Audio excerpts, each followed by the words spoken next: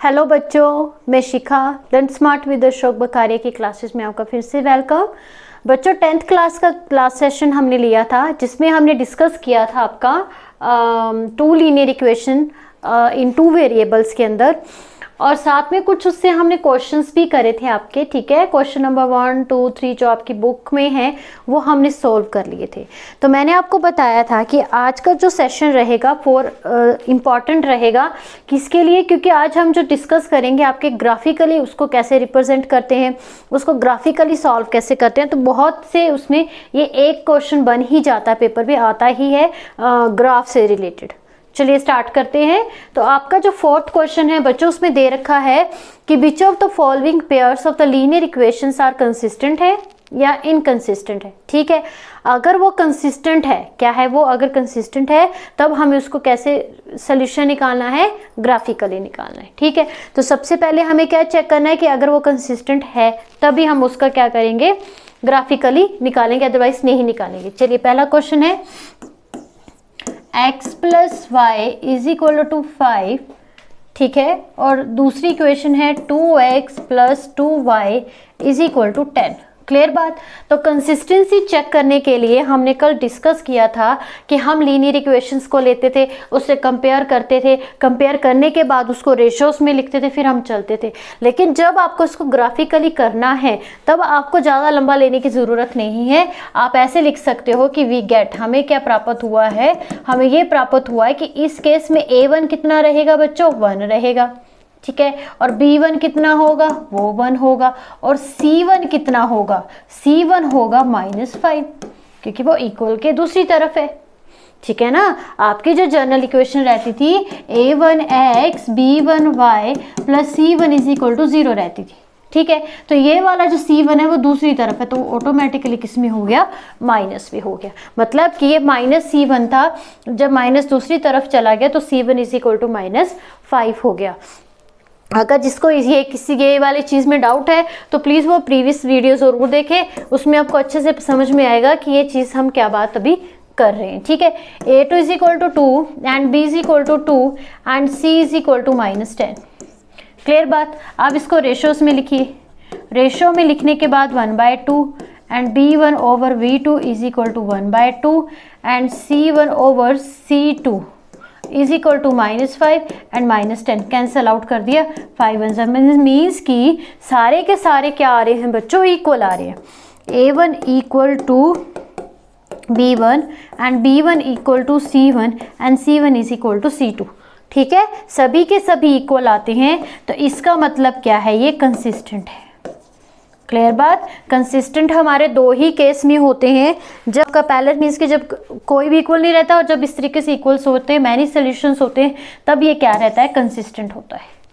अब हमने कंसिस्टेंसी तो इसकी शो कर दी है, अब हमें इसको किस तरीके से करना है, ग्राफिकली रिप्रेजेंट करना है। ठीक है, चलिए करते हैं। अब ध्यान से देखिएगा, ग्राफिकली रिप्रेजेंट करने के लिए हम इसको नंबर 1 लेंगे और इसको नंबर 2 लेंगे। क्लियर बात बच्चों। चलिए करते हैं शो। पहले हम लिखेंगे from the equation number 1, from the equation number 1। ठीक है, नंबर 1 से हमारे पास में क्या आएगा बच्चों, देखिए x plus y is equal to 5 दे रखा है। ठीक है, आपने क्या लिखना है यहाँ पे कि when x is equal to 0, जब x इज इक्वल टू 0 होगा तो y इज इक्वल टू कितना निकल के आएगा, 5 निकल के आएगा।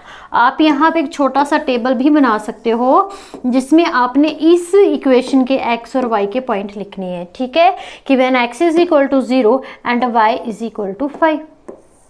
क्लियर बात। अब दूसरा करेंगे कि when y is equal to 0 and x is equal to कितना आएगा बच्चों, 5 आएगा। x is equal to 0 at y is equal to 0 पे पहला टेबल बन गया। अब दूसरी इक्वेशन देखेंगे हम, चलिए दूसरी भी देखते हैं।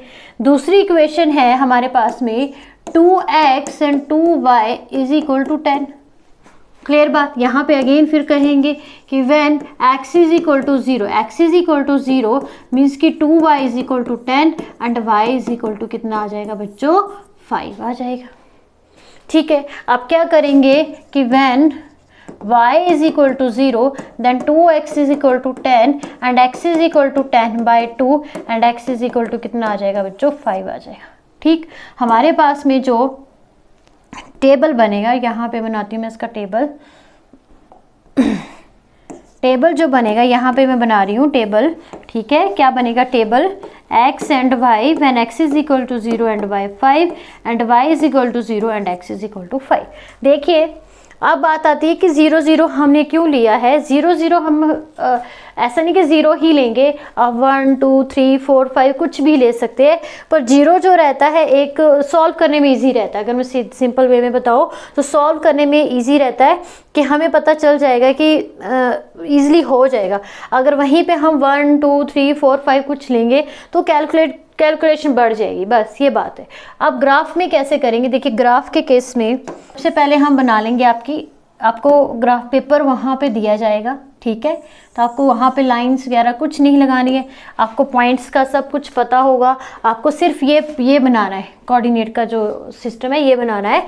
ठीक है, यहाँ पे एक्स एक्सिस होता है, मीन्स की all are positive, x dash होता है, एक्स डैश एक्सिस, यहाँ पे रहता है वाई एक्सिस और यहाँ पे रहता है वाई डैश एक्सिस।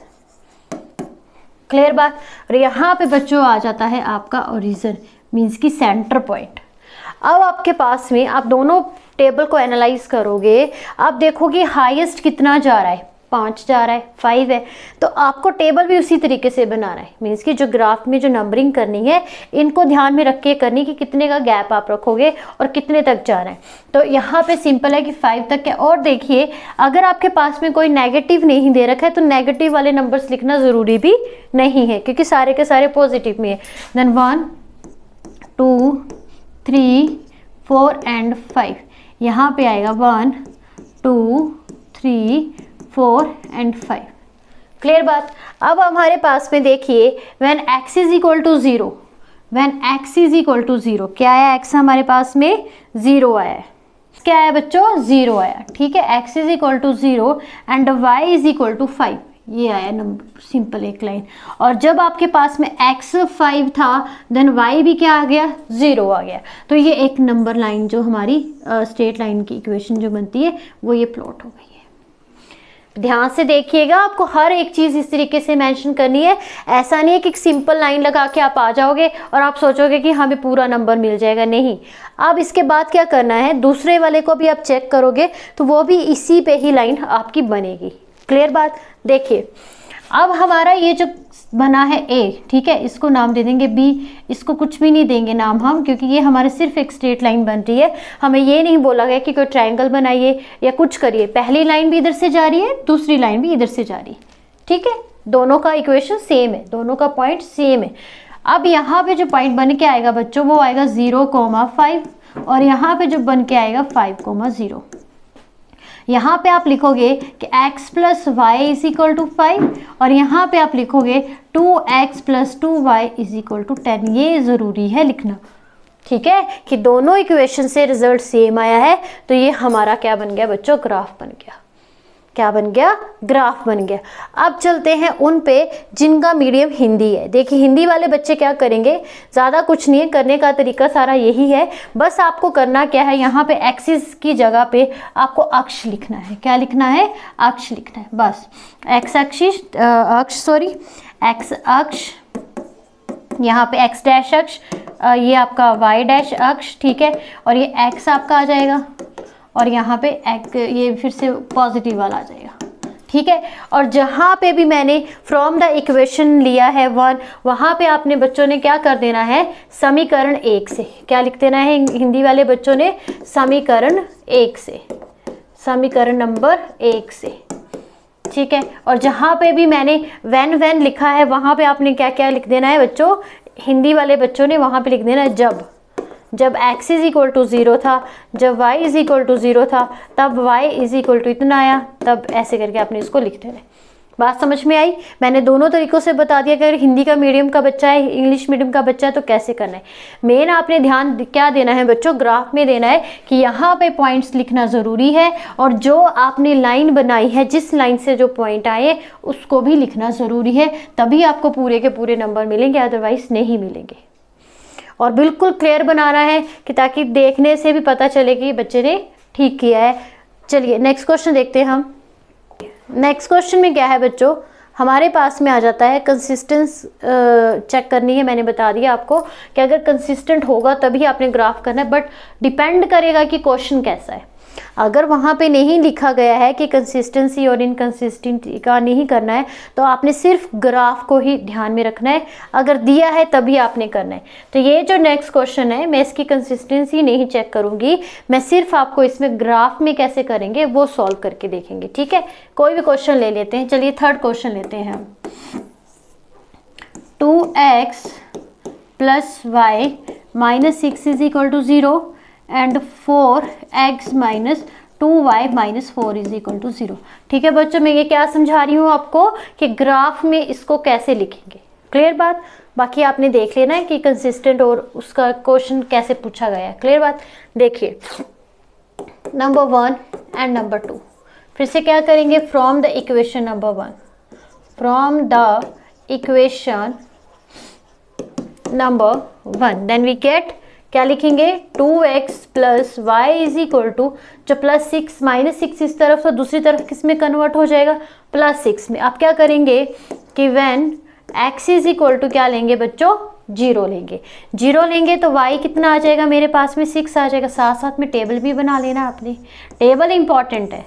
ये आपको क्या करेगा कि एक तो दिखने में अच्छा लगेगा कि अच्छा बनाया बच्चे ने, और जब आप ग्राफ बनाओगे तो काफ़ी ईजी रहेगा करने के लिए। व्हेन y = 0 लेंगे then 2x = 6 and x = 6/2 then x = 3, means कि y 0 लिया और x कितना आ गया, 3 आ गया।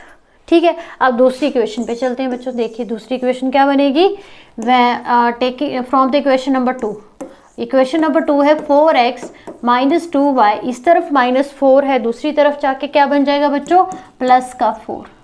ठीक है, फिर से क्या करेंगे कि व्हेन x = 0 ले लेंगे, x = 0 लेंगे then -2y = 4 and y = -4/2, cancel out करके क्या आएगा, -2।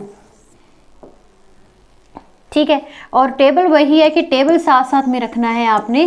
टेबल में आएगा x y when x = 0 and y कितना आया मेरे पास में, -2। ठीक है, अब क्या करेंगे कि व्हेन y = 0 ले लेंगे, y = 0 लेंगे देन 4x = 4 एंड x = बच्चों कितना आ जाएगा, 1 आ जाएगा। समझ में आई बात सारी। ठीक है, चलें अब ग्राफ पे देखिए, ग्राफ कैसे करेंगे। अब फिर से क्या करना है, हमें पॉइंट्स को ध्यान में रखना है कि हाईएस्ट रेंज हमारी जा रही है 3, तो हमने 6 जा रही है, सॉरी y 6 जा रही है, तो नंबरिंग उस हिसाब से करनी है, गैप उतना छोड़ना है, उससे कम ज़्यादा नहीं होना चाहिए। ठीक है, यहाँ पे आएगा 1 2, बीच में आपका बच्चों ऑरिजिन है, मीन्स कि 0 है, 3 4 5 एंड 6, 1 2 3 4 5 एंड 6।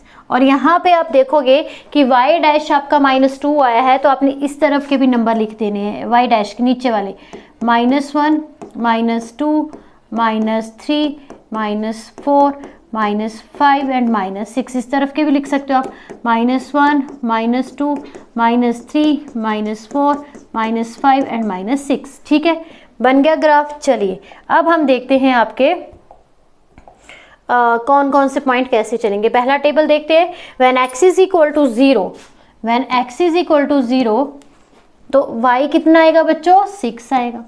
ये आया आपका y 6 और ये 1, तो ये सिंगल लाइन एक बनी हुई है। दूसरा आता है कि x = 3, x = 3 व्हेन y = 0, तो ये आपकी एक सिंगल लाइन जो है वो बन के आएगी। ठीक है, तो यहाँ पे पॉइंट लिखोगे आपकी 0 एंड 6 और यहाँ पे लिखोगे 3, 0। ये जो डार्क है आप इसको नाम भी दे सकते हो, आप उसको नाम भी दे सकते हो, ए बी बी सी कुछ भी देना है। दूसरा हमारे पास में आता है कि when x = 0 and y = -2, sorry y तो नीचे, y = -2, उसको इरेज कर लेते हैं, y = -2। चलिए y = -2, चलिए -2। ठीक है, यहाँ पे आपका -2, ये अच्छा, y is equal to -2 and x is equal to 1, x is equal to 1 ये है, and y is equal to 0। तो यहाँ पे एक लाइन में निकल के आई, ये निकल के आई, मतलब कि एक लाइन ये बनी और एक लाइन ये बनी।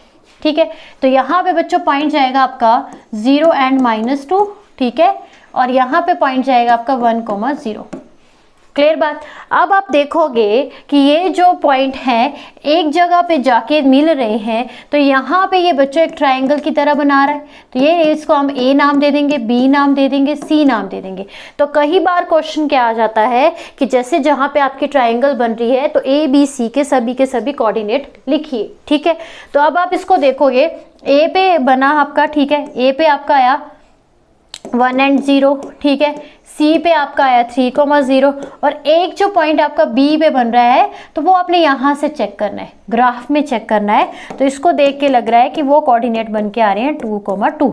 डिपेंड करता है क्वेश्चन पे, बट अगर आपका ग्राफ इस तरीके का बनेगा, देखिए आप दोनों को एक जगह पे कट करिए, जिसको नाम मैंने बी दे दिया है, और यहाँ पे ए बी सी मिलके एक ट्रायंगल की फॉर्म में आ रही हैं। तो ए के कोऑर्डिनेट क्या थे 1,0, बी सी का कोऑर्डिनेट था 3 एंड 0 और बी का कोऑर्डिनेट था 2 एंड 2।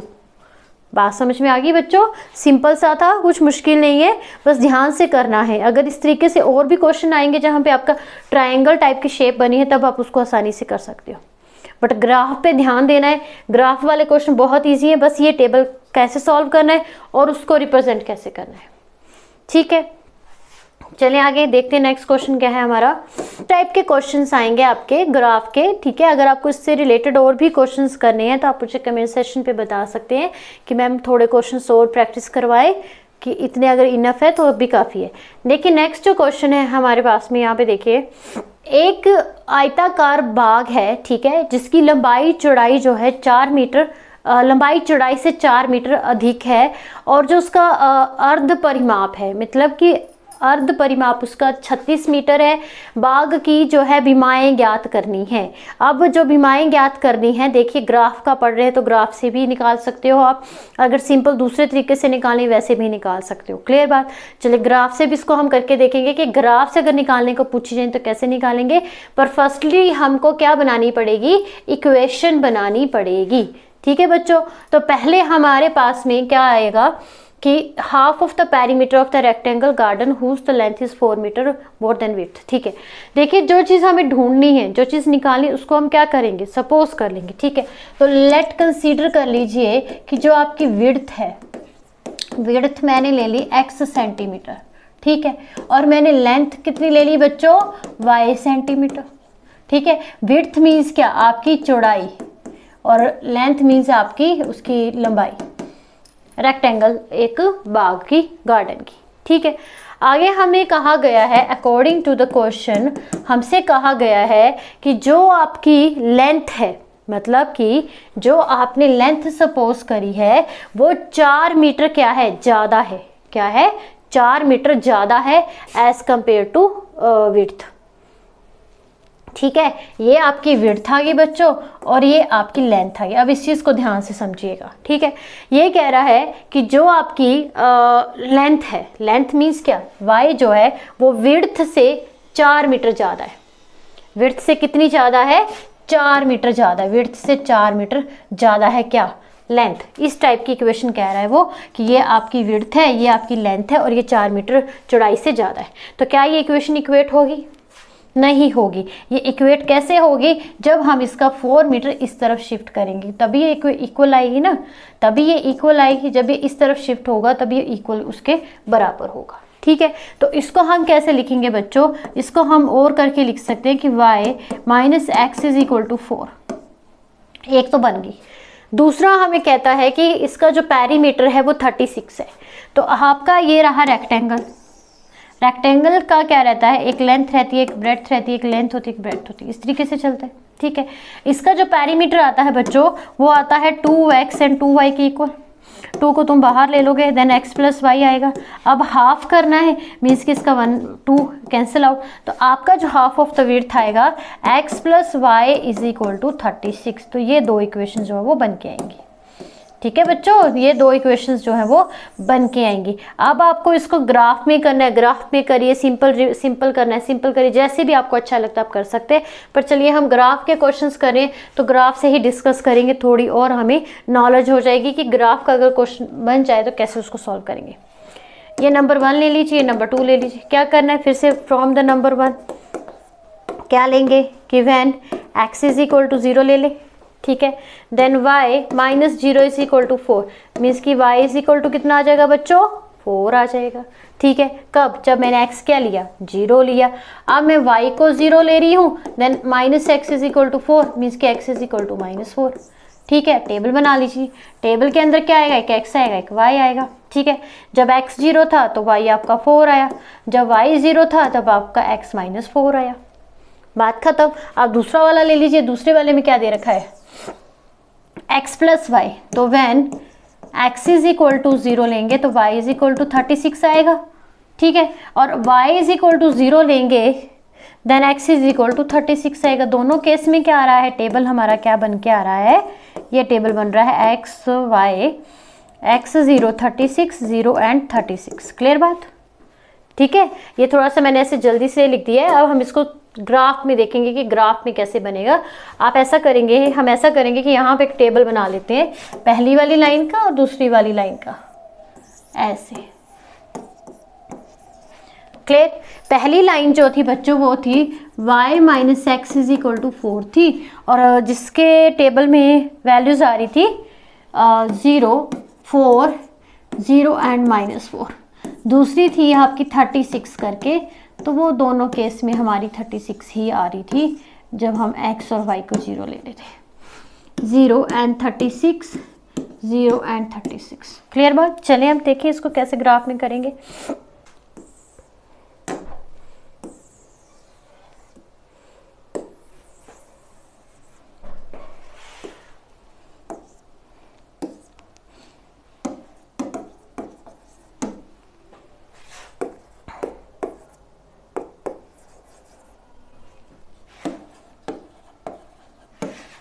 डैश में, ठीक है, क्लियर। यहाँ पे आ जाएगा आपका ओरिजिन। अब आपको करनी क्या है बच्चों, नंबरिंग करनी है, पर 36 बहुत बड़ा नंबर है, तो अब अगर आप एक एक का गैप रखोगे तो आपका तो ग्राफ पेपर आई थिंक खत्म ना हो जाए 36 करते करते। तो आपने इस तरीके से सोचना है कि जहाँ पे आपका गैप भी घट जाए और देखने में भी थोड़ा सा अच्छा लगे कि 36 को हम किस तरीके से तोड़ेंगे, ठीक है। तो आप 5-5 में तोड़ सकते हो, वो भी ज़्यादा बेस्ट है। क्या करेंगे हम, 5 10 15 20 25 30 35 और 40, 5-5 का गैप दे देंगे सारी जगह पे, ठीक है। यहाँ पे माइनस में लिखेंगे हम -5 -10 -15 -20 -25 -30, बस इतना भी आप लिखो काफ़ी है, क्योंकि इसमें 36 हमारा आना तो है ही नहीं है, -36 नहीं है ना, तो इतना भी आप लिख सकते हो, 30 नहीं सॉरी 40, क्लियर। नीचे भी वैसे करोगे, आप क्या लिखोगे, -5 -10 -15, ठीक है, -20 25 30 देन 35 सो 40 तक चलता जाएगा, क्लियर। ऊपर भी वैसे करोगे आप, क्या 5 10 15 के बाद 20 25 30 एंड 35 एंड 40, ठीक है। देखिए इसमें जब हम ग्राफ बनाएंगे तो कोई भी जो वैल्यू है थोड़ा बहुत पॉइंट ऊपर नीचे हो जाएगा, क्योंकि इसमें एग्जैक्ट हम नंबरिंग लेके नहीं कर रहे। मैं बात करूँ तो यहाँ पे हमने ग्राफ नहीं लिया है, ये हम खुद से बना रहे, तो इसमें थोड़ी सी मतलब ऊपर नीचे चलेगा, तो उस चीज़ से आप कन्फ्यूज मत रहना, बाकी तरीका यही है करने का, क्लियर बात। चलिए अब हम वैल्यूज़ देखते हैं कि कैसी कैसी हमने जो वैल्यूज़ है वो लेके चलनी है। तो पहला आता है 0 पे 4, ये आया आपका 0, ठीक है, और y 4, तो 5 से थोड़ा सा नीचे रहेगा, सीधी सी बात है। उसके बाद आता है -4, तो यहाँ पे रहेगा -4 और ये 0, तो यहाँ से यहाँ पे एक लाइन जो वो बन जाएगी ऐसे ऐसे, ठीक है। तो यहाँ पे फर्स्ट जो कोऑर्डिनेट हमारा रहेगा बच्चों वो रहेगा -4 एंड 0, ठीक है। और यहाँ पे रहेगा 0,4 और लाइन भी आप मेंशन कर सकते हो कि x - y, खैर इसमें ज़रूरत नहीं है, इसमें हमें x और y ही निकालने हैं, ठीक है। अब आता है x = 0, x = 0 and y = 36 means यहाँ पे 35 पे कहीं पे, और दूसरा आएगा आपका 36x पे यहाँ पे। तो आप इन दोनों को मिला लीजिए, ऐसे करके मिलेगा। तो जहाँ पे ये दोनों लाइंस मिलेंगी, जहाँ पे बच्चों ये दोनों लाइंस आपस में मिलेंगी, मैंने आपको पहले कहा कि मैं ये बोर्ड पे करवा रही हूँ, अब जब उसको पेपर में लेके प्रॉपर नंबरिंग उसमें दे रखी थी करोगे तो आपको एग्जैक्ट उसका आंसर जो है वो पता चल जाएगा। बात समझ में आई? जब आपने एक लाइन खींची, जब आपने दूसरी लाइन खींची, तो जहाँ पे ये मिलेंगी, जहाँ पे ये मिलेंगी, जैसे कि ये हो गया आपका A, ये हो गया आपका B और ये हो गया आपका C, तो A के कोऑर्डिनेट क्या रहेंगे? A के कोऑर्डिनेट होंगे -4,0, ठीक है, और C के कोऑर्डिनेट क्या रहेंगे? 36,0। तो P के जो कोऑर्डिनेट होंगे वो आपके क्या रहेंगे? x एंड y, मीन्स की लेंथ और विड्थ। क्लियर बात? अब यहाँ पे बीच में कहीं पे वो बन रहे, आप पक्का नहीं पता कि उसकी वैल्यूज़ क्या, या 15 होगी, 18 होगी, 16, मीन्स की 15 to 20 होगी, ठीक है। किसकी?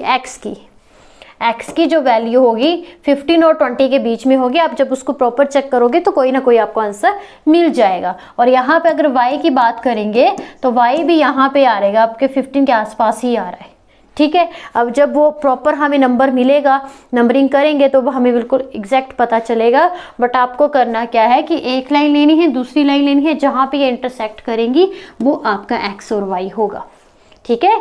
x और y में दो कोऑर्डिनेट से बनेगा। जब आप नीचे की तरफ लेके जाओगे, उस लाइन को खींचोगे तो वो x का कोऑर्डिनेट देगा, जब आप साइड में लेके जाओगे तो वो y का कोऑर्डिनेट देगा, जो कि हमारा एक लेंथ होगा, एक विड्थ होगा।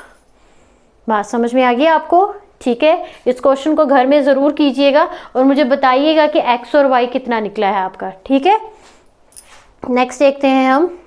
तो ये हमने क्वेश्चन कर लिया है आपका, ठीक है। एक आपका क्वेश्चन लास्ट बचता है, कि मैंने इस तरह का आपको करवाया भी है। ये 7th क्वेश्चन, चलिए इसको कर ही लेते हैं। 7th क्वेश्चन में क्या है? ग्राफ का ही है, इम्पॉर्टेंट है। दूसरी बात इम्पॉर्टेंट है, क्या करना है आपको? एक ग्राफ को ड्रॉ करना है, ठीक है। दो इक्वेशंस आपको दे रखी हैं। फर्स्ट इक्वेशन दी है x - y = 1 -1 एंड दूसरी दे रखी है 3x + 2y एंड = 12।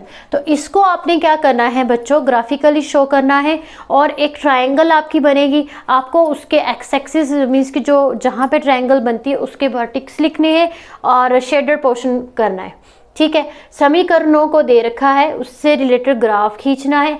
एक्स अक्ष और इन रेखाओं से बने त्रिभुज के शीर्षों के आपको निर्देशांक लिखने हैं और त्रिभुजाकार जो भी शेप बनेगी उसको आपने छायांकित करना है, ठीक है। चलें देखिए कैसे करेंगे। क्या लिखेंगे पहले हम? क्या कि x = 0 ले लेंगे, ठीक है। -y = -1 कैंसिल आउट, मीन्स कि y = 1, ठीक है। y = 1। टेबल साथ साथ में बना लेना आपने, टेबल को साथ साथ में ही रखना है, टेबल को ऐसे नहीं करना है कि छोड़ देना है। तो x = 0 एंड y = 1। दूसरा आप y = 0 लोगे, देन x = -1 करके देख लेते हैं। ये लिया 0 एंड -1, तो ये आपके पास में x = -1 आ गया। क्लियर बात? आप देखेंगे दूसरी जो इक्वेशन है वो आती है बच्चों 3x + 2y एंड = 12। क्लियर? फिर से अगेन क्या, x = 0 लोगे तो ये सारा का सारा 0 हो जाएगा। फिर आ जाएगा 2y = 12 एंड y = 6, ठीक है। टेबल बनाइए यहाँ पे, ये आएगा x, ये आएगा y, 0 एंड 6। y 0 लेंगे तो x कितना आएगा? 4 आएगा। y जब 0 ले लेंगे तो x कितना आ जाएगा बच्चों? 4 आ जाएगा। कैसे? देखिए ये 0 बन गया, यहाँ पे 12/3 कैंसिल आउट करके आ जाएगा 4, तो ये आया 4। अब बनाते हैं ग्राफ, ठीक है। ग्राफ बनाते देखिए,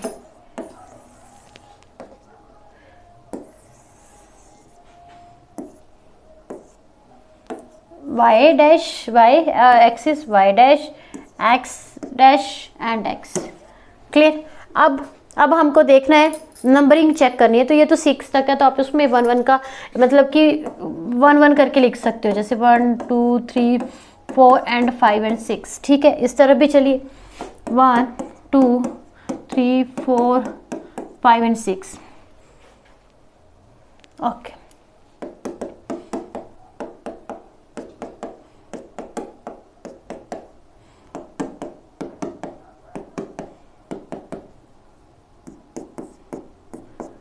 ठीक है, अब देखिए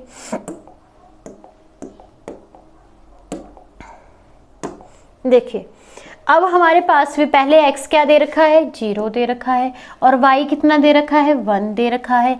x इज इक्वल टू -1 दे रखा है और y 0, तो एक लाइन तो ये बन जाएगी, ठीक है, एक लाइन तो ये बन जाएगी। दूसरा हमारे पास में दे रखा है x is equal to 0 and y is equal to 6, ये दे रखा है, इसको लंबा कर लेना, लाइन सीधी होनी चाहिए आपकी, मेरी तरह टेढ़ी नहीं होनी चाहिए, ठीक है। x is equal to 0 and y is equal to 6 है, ठीक है। x इज इक्वल टू 4, ये आपका 4 and y is equal to 0, तो ये 0, तो आपने इन दोनों को आपस में मिला देना है इस तरीके से। अब आप देखिए एक ट्राइंगल की शेप बन रही है, ठीक है। ट्राइंगल के पॉइंट कौन कौन से, वर्टेक्स कौन कौन से, एक ये बना A, एक वर्टेक्स आपका ये बना और एक वर्टेक्स आपका ये बना C, ठीक है। तो इसको अगर हम नीचे से ऊपर की तरफ देखेंगे तो ये मुझे 2 लग रहा है और साइड से देखेंगे तो ये मुझे 3 लग रहा है, मे बी 2 हो। अब मैं वही कह रही हूँ कि थोड़ा सा नंबरिंग आगे पीछे हो जाएगी, बट आपके उसमें ग्राफ में जब आप उसको प्लॉट करोगे बिल्कुल सही आएगी, क्लियर। और शेडेड पोर्शन को आपने ऐसे बता देना है, इसके जो ग्राफ बन रहा है उसको ऐसे करके शेडेड पोर्शन में कन्वर्ट कर देना है, ठीक है। अब आपके पास में A के कोऑर्डिनेट क्या रहेंगे बच्चों, A के वर्टेक्स क्या रहेंगे, -1, 0, ठीक है। और V किस पे बना है, देखिए V आपका यहाँ पे 4 एंड आपका y 0 है, 4 एंड 0, और C जो बनेगा मे बी 2 या 3 या 2.2, इस तरीके से ही बन के आएगा, ठीक है। तो ये आपका क्वेश्चन है, इस तरीके से आपको पेपर में आएंगे, आपने ध्यान से उसको करने हैं, बहुत सिंपल सी एक्सरसाइज है। आप इससे चाहें तो x और y की वैल्यू भी फाइंड आउट कर सकते हैं। अगर आगे जो नेक्स्ट सेशन आएंगे उसमें हम ये भी सीखेंगे कि 2 लीनियर इक्वेशंस को सॉल्व करने के क्या क्या मेथड हैं, उसको हम डिस्कस करेंगे, ठीक है। तो बच्चों आज के लिए इतना ही। आई होप आपको ये सेशन अच्छा लगा होगा। प्लीज़ वीडियो को लाइक कीजिए, शेयर कीजिए, चैनल को भी सब्सक्राइब करिए, और कमेंट सेशन में ज़रूर बताएं कि आपको समझ में आ रहा है या कोई भी डाउट रह रहा है, ताकि हमें पता चल सके और हम उस पर काम कर सकें, ठीक है। और कुछ भी इससे रिलेटेड बात हो तो प्लीज़ हमें बताइए। और आज के लिए इतना ही बच्चों, थैंक यू।